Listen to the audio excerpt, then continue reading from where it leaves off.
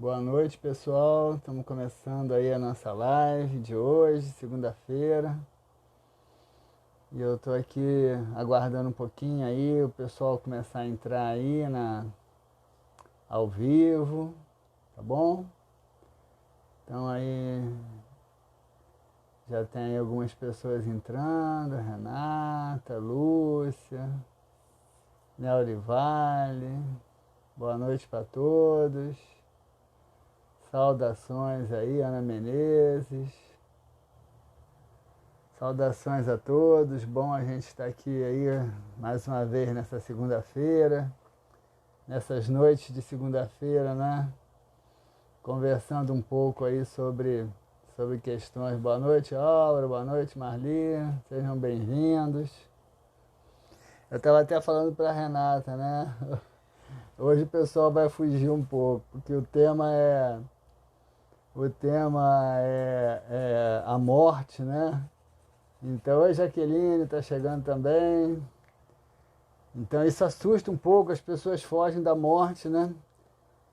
Mas é interessante, né? Porque as pessoas fogem da morte justamente porque a morte está muito por perto.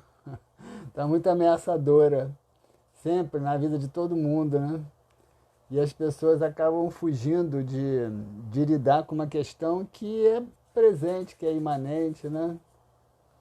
Então a gente hoje vai falar um pouco sobre isso aí, sobre essa questão, tá bom? Alguém tinha me pedido para eu falar sobre a força da palavra, eu até tinha dito que ia falar hoje, mas aí surgiu essa demanda. E aí, possivelmente na semana que vem a gente pode falar um pouco da força da palavra, ou até hoje mesmo ainda, né? Talvez em alguns momentos a gente fale, né? Porque a palavra também mata, né?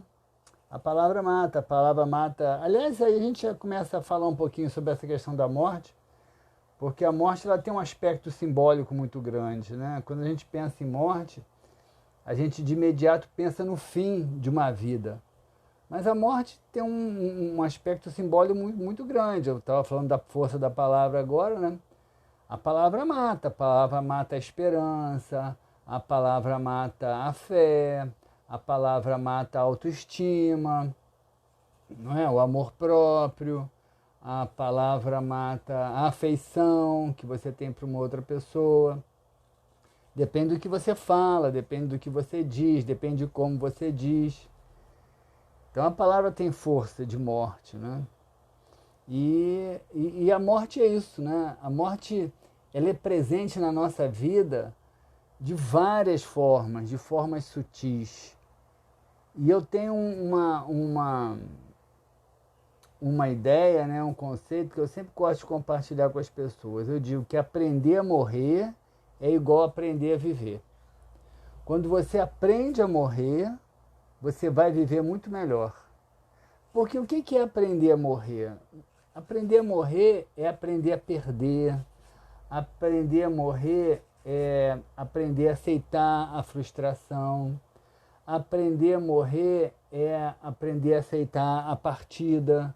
A partida que pode ser através de uma morte física, a partida que pode ser através de uma mudança, de localização, de vida, alguém que segue adiante para novos caminhos e vai nos deixando para trás, né? O silêncio também mata, né? Raquel está falando aí. Boa noite, Raquel. Sejam bem-vindos. Vocês podem ir interagindo aí que a gente vai trocando, né? O silêncio também, a frieza, né?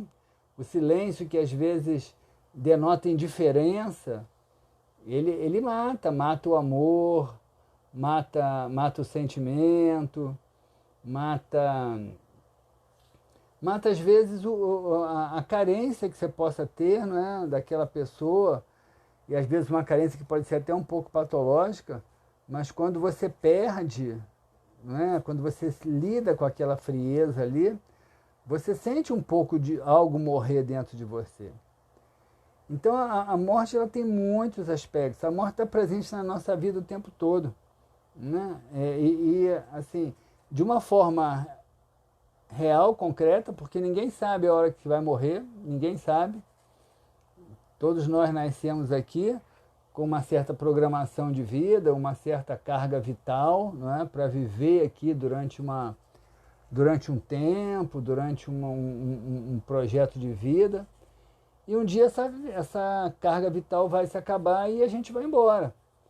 E isso pode ser a qualquer momento.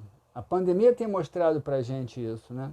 Aliás, esse tem sido uma das questões assim, importantes da pandemia, que tem proporcionado um certo nível de amadurecimento no ser humano, que é justamente aprender a lidar com a morte. Não só com a morte de pessoas, mas com muitas perdas. Perdas, às vezes, de condição financeira, perda de um emprego, perda de pessoas que morreram também, né? Perda de qualidade de vida. Muitas pessoas pegaram Covid, não morreram, se recuperaram, né? Ficaram internados, se recuperaram e estão aí com sequelas muito, muito graves. Tem muitas pessoas que estão com sequelas graves. Então a pessoa perdeu uma vitalidade, perdeu uma destreza motora, perdeu uma capacidade aeróbica. Então tudo isso é morte, gente. A morte está presente na nossa vida o tempo todo. A morte é justamente a perda, a frustração. E é por isso que quando a gente aprende a morrer, a gente aprende a viver melhor. A gente aprende a lidar com as perdas e a seguir em frente. Eu tenho dito muito isso, né, para muitas pessoas. Eu acho que um grande salto na nossa capacidade de ser feliz, de lidar com a vida, de lidar com as adversidades, de lidar com as perdas, é justamente essa sensação de que a vida ela flui, né, de que existe uma fluidez na vida. Então, quando você se permite viver essa fluidez, e você entende que você vai seguir em frente, que você vai passar por momentos difíceis, momentos melhores, por perdas, que um dia você vai morrer, mas você vai continuar vivo, porque vou até defender bastante isso aí para quem está me ouvindo, né? Quando você aceita essa fluidez, você vai seguindo em frente, você vai se soltando, né? Sim. A Doris está falando. Doris, oi Doris. Falando aqui que esse tema não é tratado na nossa cultura, então por isso a gente não sabe lidar com. É verdade, Doris, esse tema não é tratado hoje na nossa cultura. Aliás, é uma coisa importante que você está trazendo aí, que bom a sua contribuição. Hoje esse tema não é tratado na nossa cultura, mas no passado era. Você vai ver aí, há 100, 200 anos atrás, as pessoas que morriam eram veladas na própria casa. As criancinhas, desde a tenra-idade, conviviam ali com a perda de um ente querido, com a perda de um familiar, com o velório. Então, elas se acostumaram a lidar com a morte. Hoje, a gente quer proteger os nossos filhos da morte. Isso é um absurdo, né? É como se aquilo ali fosse algo do qual a gente pudesse privá-los. Mas quando a gente faz isso, você não priva o seu filho do contato com a morte. Você priva o seu filho de estar preparado para lidar com a morte. E ele vai ter que lidar. Vai ter que lidar com a sua morte, com a morte do seu pai, da sua mãe, de um parente próximo, de um animalzinho de estimação. Ele vai lidar com a morte. Ele vai lidar com a morte simbólica, com a perda de um projeto, com uma nota baixa, com a perda de um amigo que muitas vezes se aborrece com ele. Então, isso que você falou é uma grande verdade. Antigamente, a ideia da morte era mais natural. E aí a gente entra numa questão, que é uma questão bem patológica aí dos tempos modernos, que é essa cultura da vida eterna. Mas não é da vida eterna no sentido espiritual, no sentido espiritualista. É da vida eterna de prolongar a vida desse corpo físico o máximo possível. De manter um nível de jovialidade o máximo possível. Tudo bem, eu não sou contra que as pessoas se cuidem, né? Que as pessoas façam atividade física, se alimentem, tomem suplementos, façam lá os seus tratamentos de harmonização facial, façam lá aquilo que estão com vontade de fazer para se sentirem melhor. O problema é isso vir acompanhado de uma sensação de que eu não posso envelhecer nunca, eu não posso ficar doente nunca, eu não quero aceitar que eu vou morrer um dia. E isso é ruim, porque isso deteriora a sua qualidade de vida, isso faz você estar vivendo numa ilusão, numa fantasia de algo que que contraria a própria realidade dos fatos. Porque você vai envelhecer, as rugas vão aparecer, um dia o seu corpo vai morrer, um dia um parente seu vai morrer, o seu parceiro, né, seu pai, sua mãe, as coisas vão acontecer.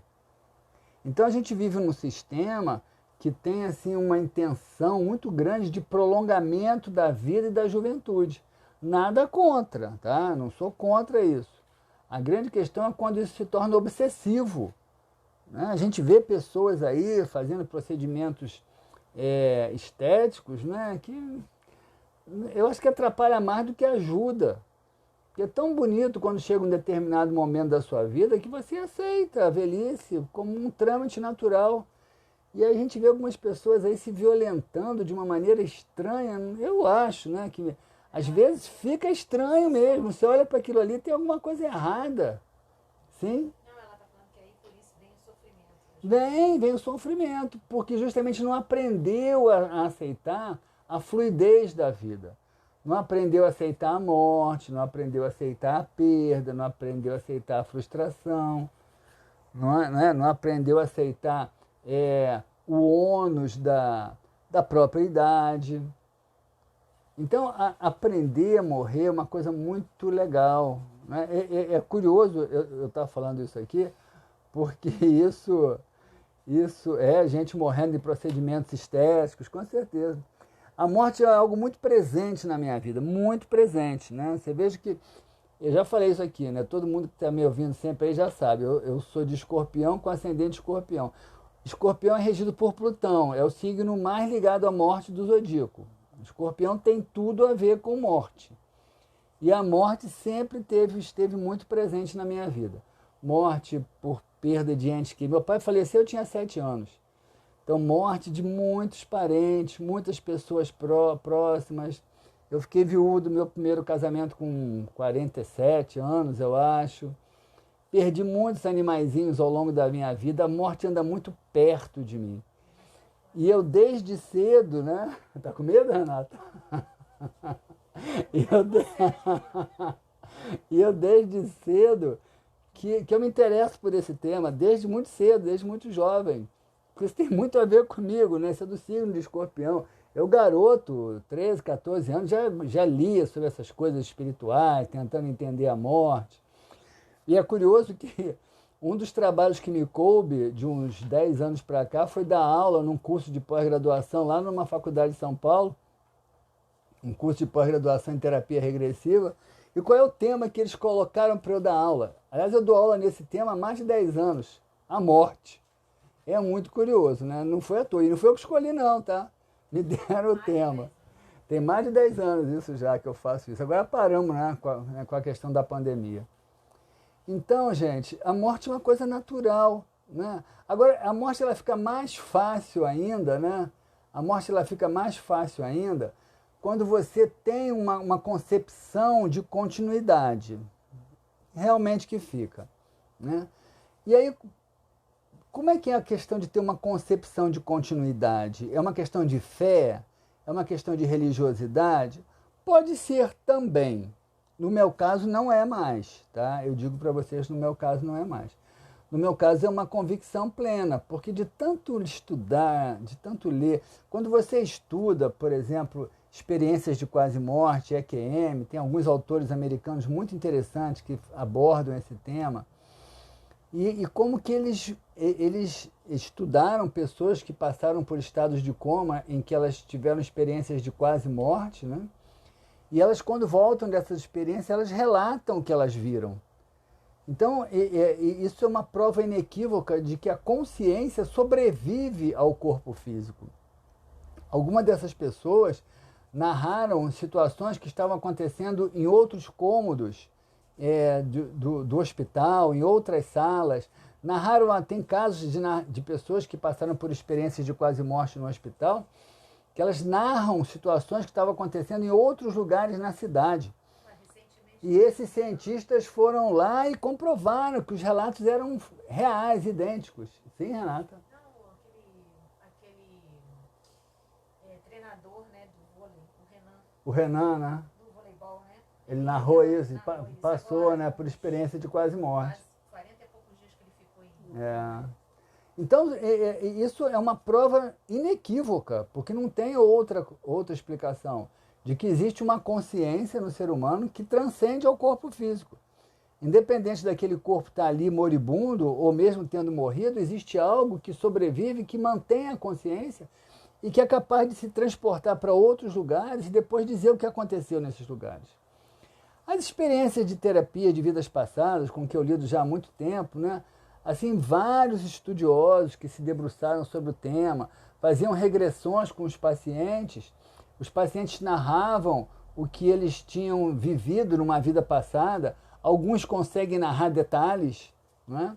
E eles iam depois em campo procurar, às vezes em outros países, e comprovavam que aquela pessoa, que aquele paciente regredido disse que foi numa outra vida, que aquela pessoa existiu, comprovava fatos, comprovava histórias. Tem histórias fantásticas, né? Tem um muito interessante, né? De uma que lembrou que tinha vivido na Índia e que antes de morrer deixou um dinheiro guardado emparedado atrás dos tijolos da parede. E os pesquisadores foram lá no tal lugar que ela disse que era e quebraram a parede e o dinheiro estava guardado lá.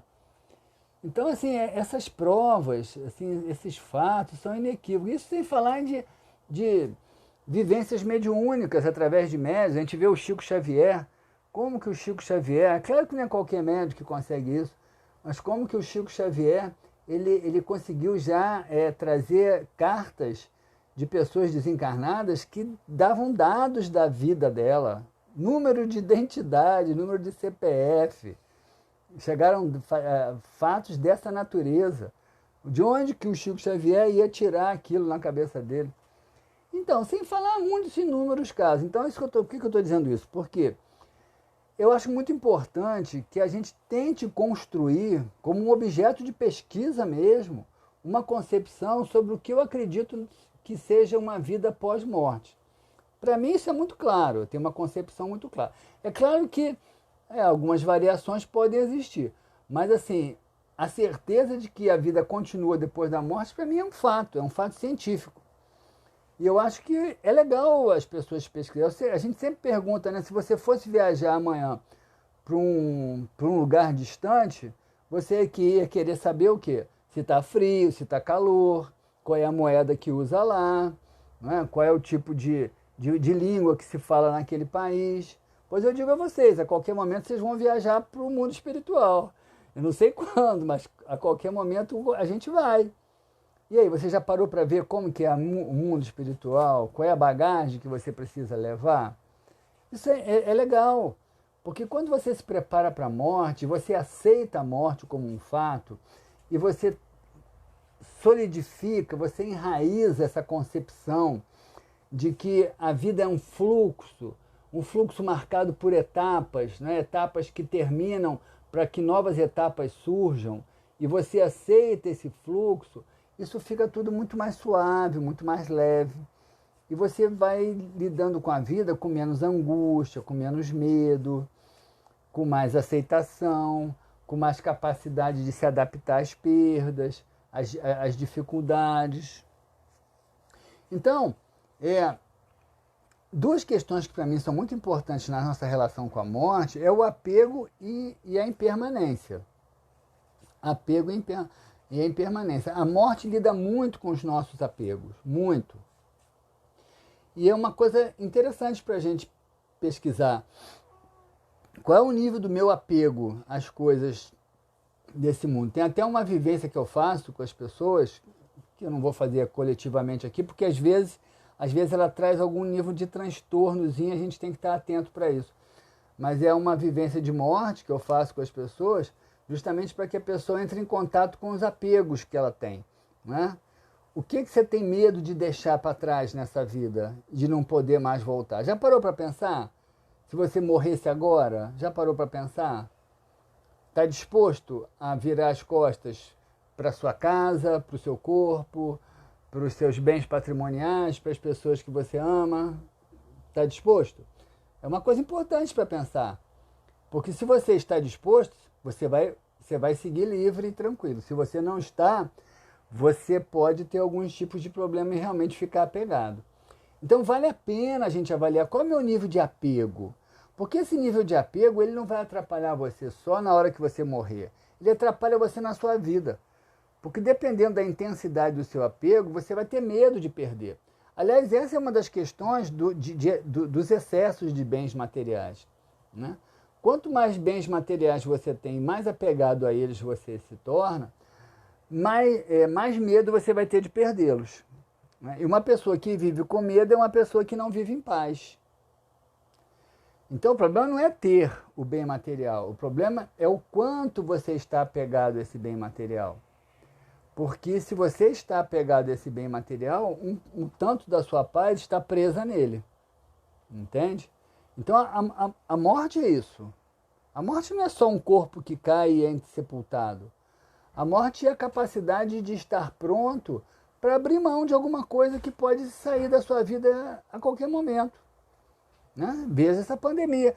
Quantas pessoas estavam aí, quantos empresários estavam aí numa situação financeira estável, quantos trabalhadores estavam aí numa situação estável e de repente tudo ruiu.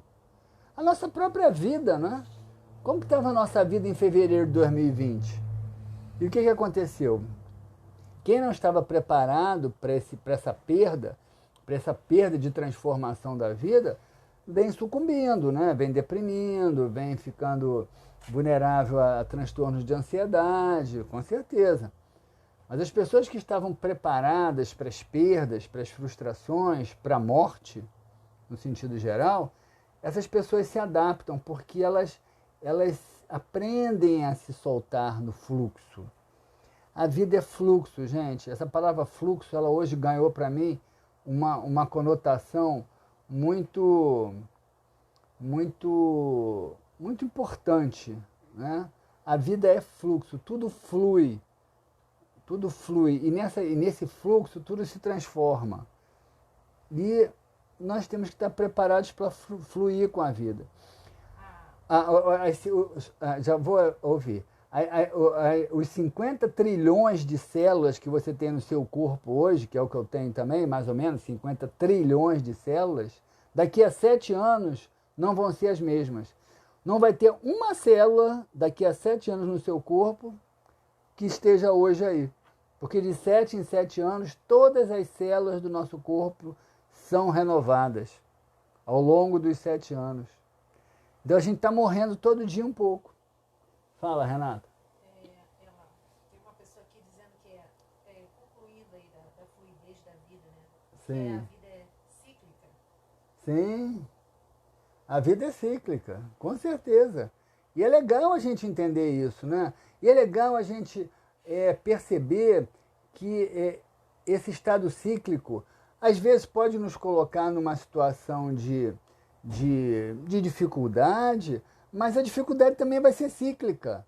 Ela também vai fluir para novos tempos, para novos momentos. E aí você sabe que está numa dificuldade, você sabe que pode estar numa noite escura, mas o sol vai nascer no dia seguinte, e aí as coisas melhoram ali na frente. Então, quando você percebe essa fluidez, esse fluxo, e se entrega nela, você vai ter paz, você vai ser muito feliz. Aliás, eu acho que esse é um grande aspecto da fé. Da fé no sentido, não da fé das religiões, né, do dogmatismo religioso, né, mas a fé, essa fé espiritual mesmo, essa fé de reconexão com o divino, essa fé de reconexão com o campo da vida, para usar uma expressão quântica, né? Essa fé de reconexão com o Tao, para usar uma expressão taoísta, aí o grande aspecto dessa fé é justamente você aprender a se sentir parte desse fluxo. Você não querer ficar se agarrando a algum lugar porque você não quer sair dali quando a vida está te empurrando para frente. Muitas vezes você está brigando para não sair de uma situação apegado a ela e a vida está ali na frente te preparando um momento muito melhor. E você está ali com medo, apegado, e você não flui, não segue. Então a vida é fluxo. E aí a gente entra em contato com outro conceito que eu falei, que é o conceito da impermanência. né? Tudo é impermanente, tudo, tudo, inclusive a gente, pelo menos a gente enquanto corpo. Eu até tenho uma concepção de que a gente, enquanto consciência, tem um certo nível de permanência. Aonde isso vai dar, eu não sei, mas tem. Tenho lido recentemente bastante sobre os conceitos do Yogananda. São assim conceitos muito legais, né? Um mestre indiano, né, que tem uma percepção quântica da vida, taoísta, quântica da vida, muito legal, né? E ele falando, né, dessa energia criadora, que essa energia criadora, ela se projeta no universo através das criaturas. Então nós somos criaturas desse Criador.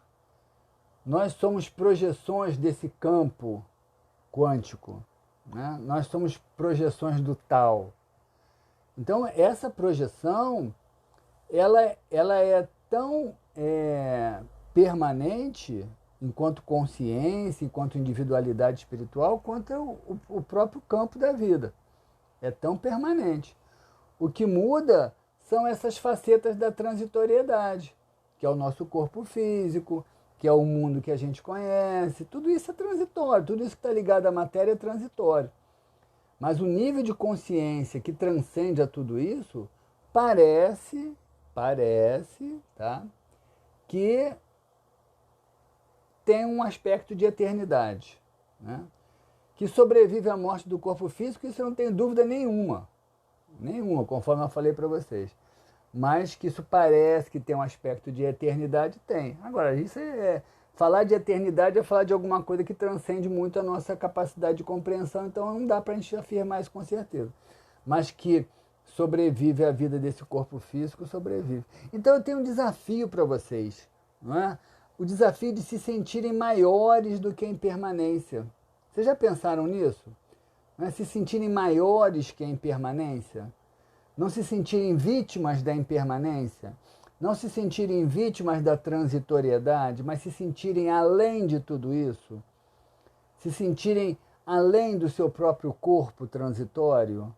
Não é? Ter uma perspectiva, e quando eu estou falando disso, viu, gente, não é pregação religiosa não, tá? Isso aí é uma concepção filosófica e eu diria que bastante científica também, tá? Uma fundamentação bastante científica, conforme eu tentei argumentar. Não vou entrar em detalhes aí de comprovações, mais do que eu falei, porque senão a gente se perde. Mas assim, os casos aí são inúmeros. Mas você se sente maior do que a própria impermanência? Fala, Renata. Fala mais alto um pouquinho para o pessoal ouvir. Aqui, né?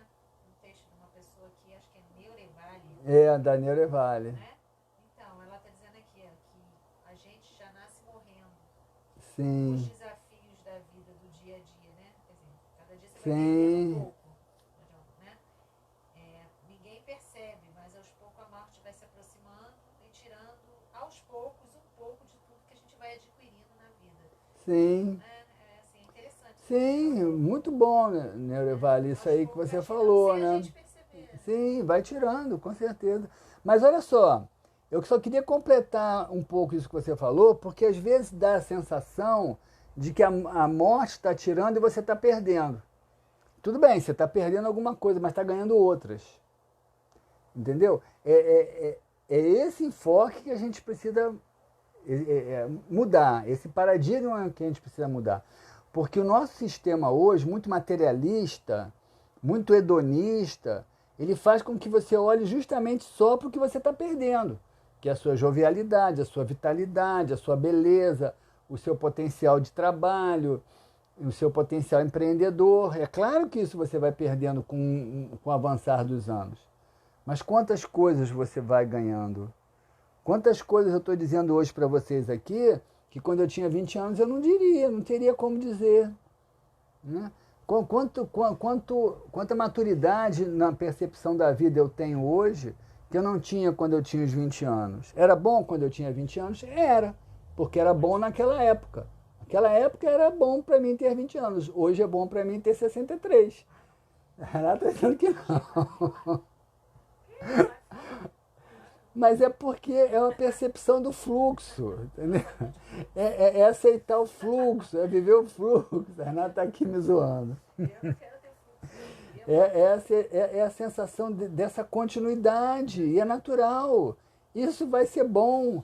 E daqui a pouco eu vou estar despertando do outro lado da vida, fazendo outras coisas bacanas, outros projetos, estudando, me envolvendo em algumas tarefas. Com certeza, não tenho dúvida nenhuma. Não tenho dúvida nenhuma. Para mim não existe essa ideia assim, já estou com tantos anos, não vale a pena começar agora. Para mim isso não tem lógica nenhuma. Porque não é uma questão de começar. Não é uma questão de não começar porque não vai dar tempo de terminar. Porque o tempo de terminar é a eternidade. Tudo que eu estou começando agora é patrimônio meu. Vai com a minha consciência. Vai com a minha memória consciencial. Meu corpo vai ficar aqui, meu cérebro vai ficar aqui. Mas a minha memória, a minha consciência de tudo aquilo que eu vivo, que eu experimento, que eu aprendo, isso vai comigo, vai na continuidade. Então eu desafio vocês aí a se sentirem maiores que a impermanência, a se sentirem maiores que a perda. Né? E é curioso, né? É uma coisa assim complexa, né, que eu vou falar aqui agora, porque para você se sentir maior do que isso, na verdade você tem que se fazer menor. Aliás, aquela música do Gilberto Gil é fantástica, né? Se eu quiser falar com Deus, tenho que me aventurar, tenho que lamber o chão dos castelos suntuosos dos meus sonhos, tenho que achar medonho, apesar de um mau tamanho, alegrar meu coração. Eu sempre digo, essa música do Gilberto Gil é um hino da humildade. Isso é que é ser humilde. Então veja bem, quando você consegue se sentir humilde o suficiente para não querer se impor à morte, mas ao contrário, para aceitar a morte, aceitar a perda, como algo natural, como algo do fluxo da vida, quando você consegue se sentir suficientemente humilde para mergulhar nesse fluxo e se entregar, você se torna mais forte que a morte. Você vence a morte, porque ela não vai ser mais uma ameaça para você. Você vai ter paz, você vai estar em paz enquanto você estiver aqui, você vai estar em paz quando você adoecer, você vai estar em paz quando você morrer, você vai estar em paz quando você perder. E você vai continuar caminhando e fazendo o que tem que ser feito. Então eu estou propondo a vocês uma mudança de estado de espírito. Eu sei que tem experiências difíceis, né? Tem gente aqui, né? Que eu sei, né? Jaqueline está aí, né? Tem gente aqui, eu sempre digo, olha, eu trabalho com as dores humanas há muito tempo. Mas eu acredito realmente que talvez a dor humana que mais me emociona e que talvez seja uma das mais difíceis de viver é de uma mãe que perde um filho. Eu reconheço. Não é muito fácil para mim tratar de mães que me procuram às vezes porque perderam seus filhos. Não, é muito difícil. Ainda mais agora que eu tenho um filho também, com 11 anos, ainda fica pior ainda, né? Antes é mais fácil, antes é o problema do outro, né? Agora o perigo está na minha casa. Isso aí, a pimenta nos olhos dos outros é refresco, né?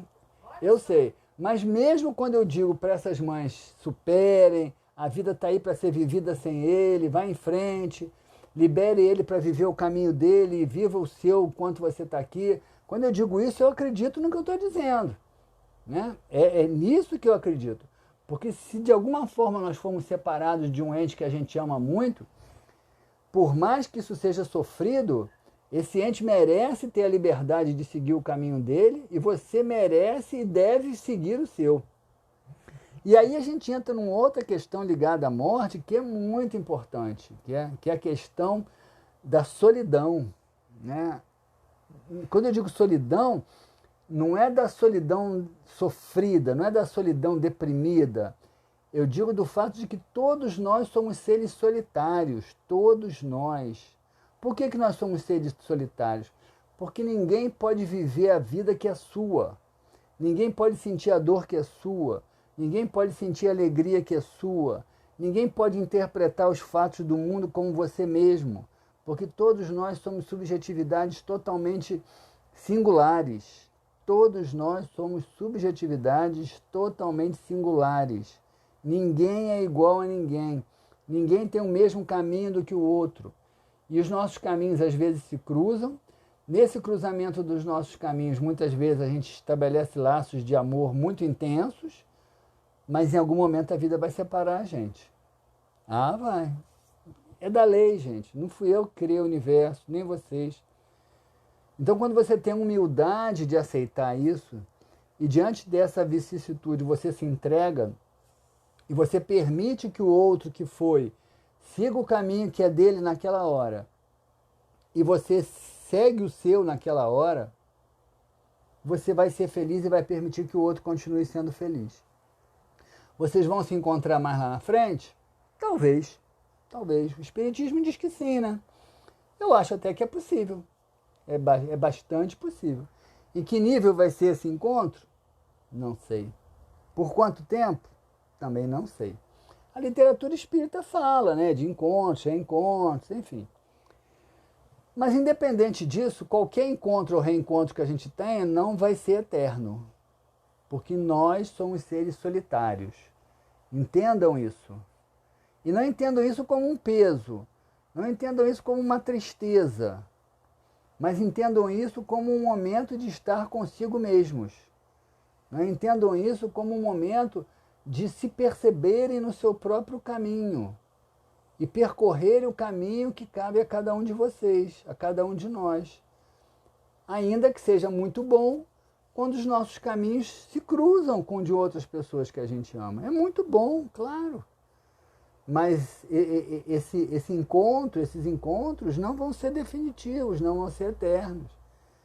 Eles são encontros transitórios, que vão se perder um pouco. Né?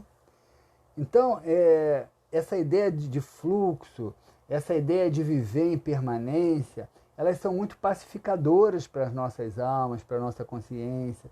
É por isso que eu digo, aprender a morrer, que é a mesma coisa que aprender a desapegar, que é a mesma coisa que aprender a aceitar, é igual aprender a viver, é igual aprender a ter paz, a ser feliz. E veja que a gente está vivendo agora o mês de setembro, né, que é o Setembro Amarelo, né, que é a campanha contra o suicídio. Com certeza, né, é a pior coisa que uma pessoa pode fazer contra si mesma é o suicídio, é a pior coisa.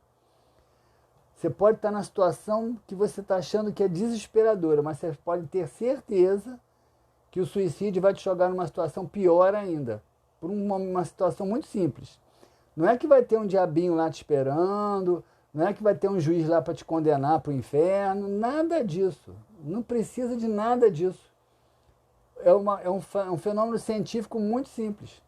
Quando você está aqui nesse mundo, mergulhado nesse corpo físico, esse corpo físico ele é material, ele é denso. Então, ele está sujeito às leis da matéria.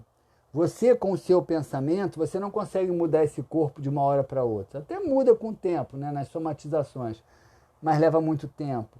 Você não consegue mudar a realidade ao seu redor. Você pode estar deprimido, mas se tiver que fazer sol, vai fazer. Você não vai fazer o dia ficar nublado nem chuvoso. Então, quando você está nesse mundo material encarnado, aqui nesse corpo físico, a sua emoção ela não é capaz de transformar o mundo ao seu redor. Pelo menos não é capaz de transformar de uma maneira imediata. Ao longo do tempo até transforma.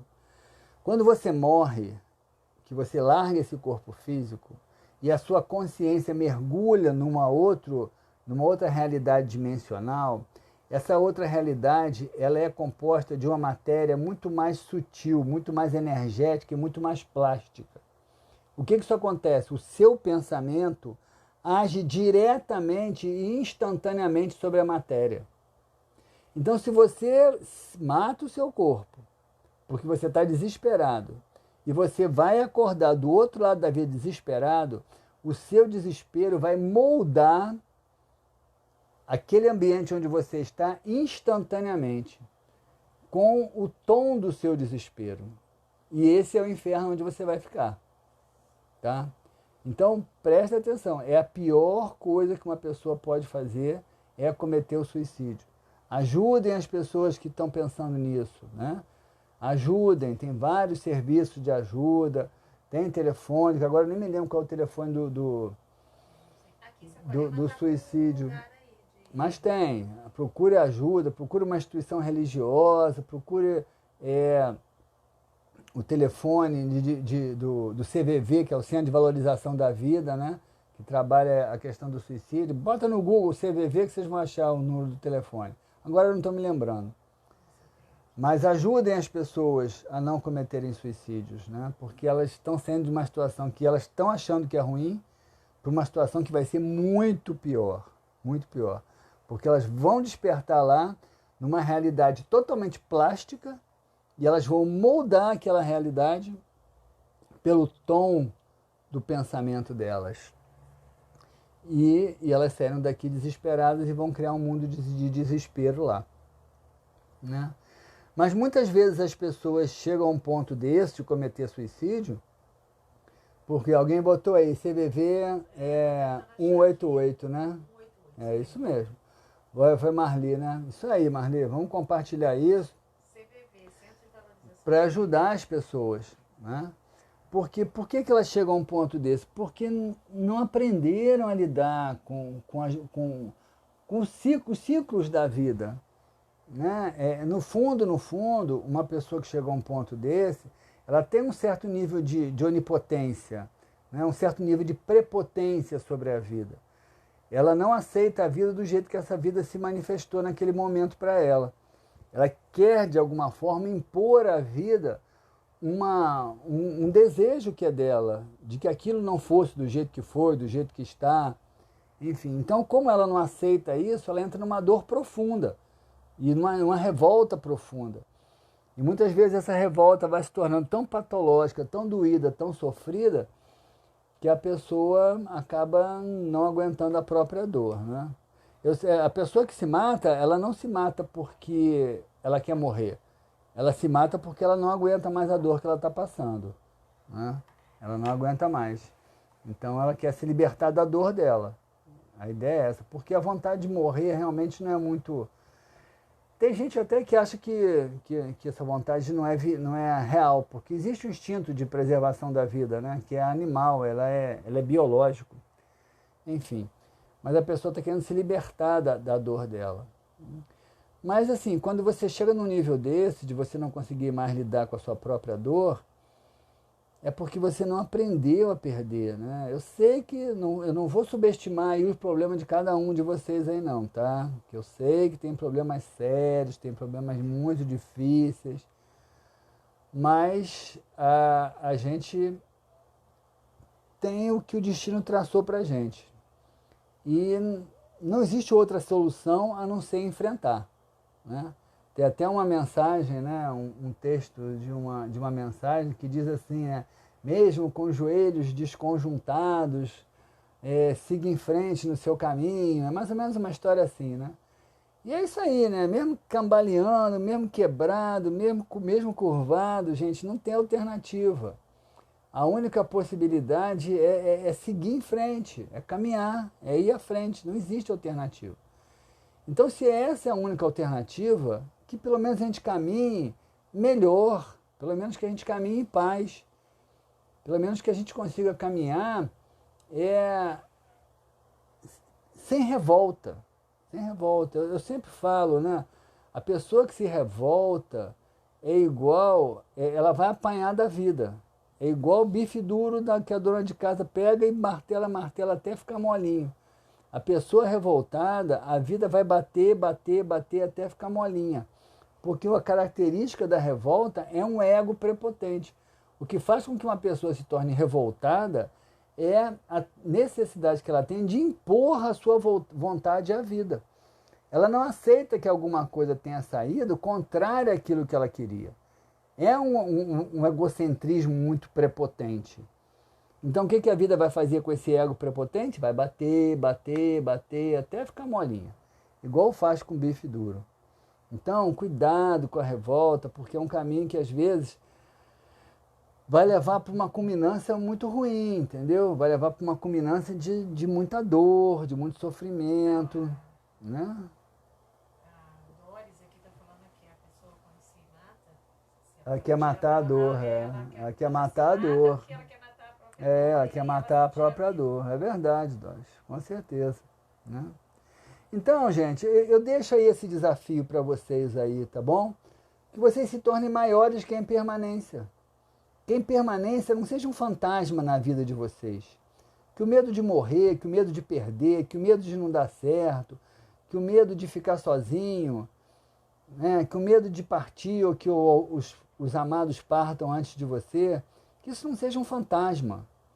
Que vocês sejam maiores que a impermanência. Né? Que vocês se sobreponham à impermanência, que vocês aceitem a impermanência e que vocês fluam através dela. Agora estou fazendo uma analogia aqui com uma pessoa surfando, pegando uma onda, né? Já surfei muito na minha vida. Você sobe naquela prancha, a onda é como a impermanência. Você não sabe se a onda vai fechar mais na frente, você não sabe se a onda vai abrir, você não sabe se vai virar um tubo, você não sabe se vai virar uma parede, se ela vai encher. Então, quando você sobe na prancha, você vai olhando, agora tem que ir para cá, agora tem que ir para lá. Não dá para calcular o que você vai fazer lá na frente da onda, porque você não sabe como é que vai estar a onda. Assim somos nós na impermanência. Somos como surfistas numa onda. A gente sobe na prancha e vai fluindo pela impermanência.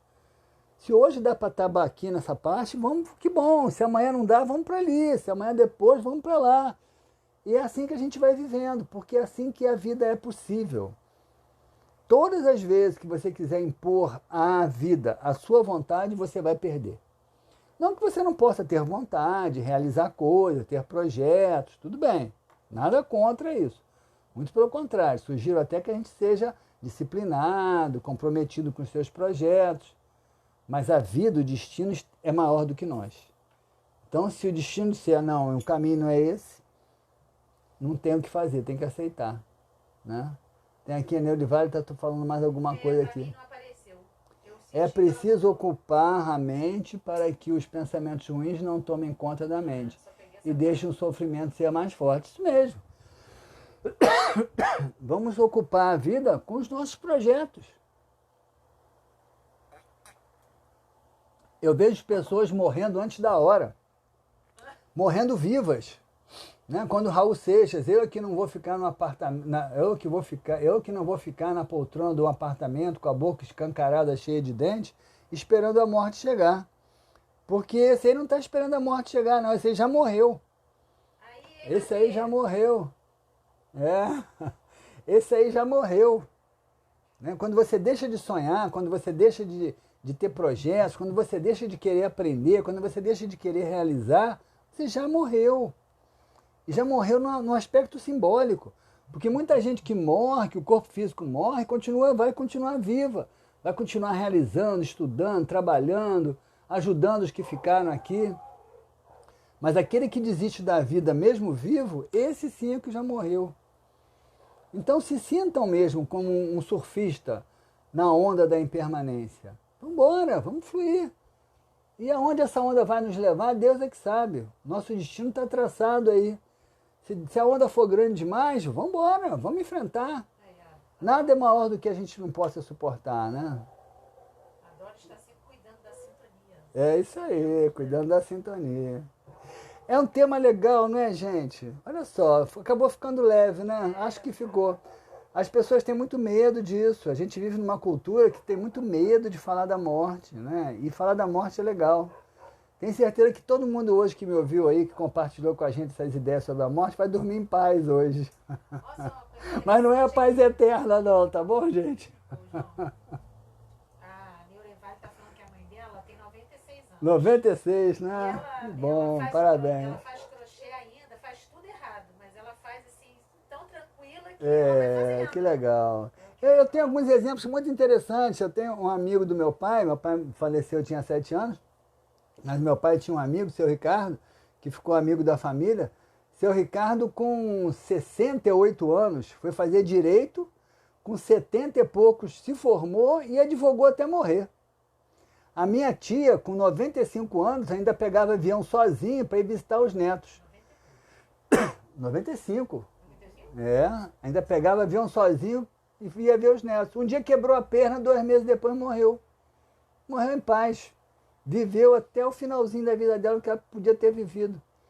Então viva o que é possível ser vivido.